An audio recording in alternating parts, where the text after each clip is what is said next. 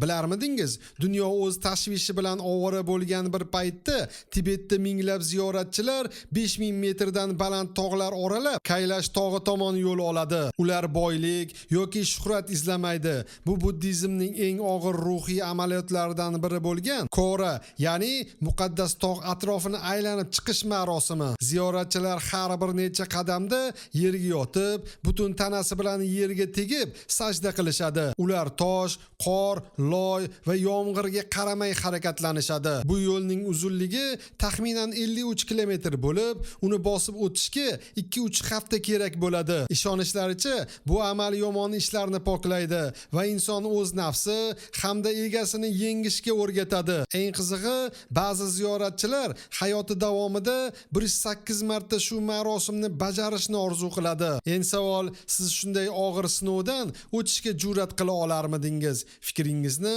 kommentariyada yozib qoldiring. Bizni yo'qotib qo'ymaslik uchun like bosib, obuna bo'lishni unutmang.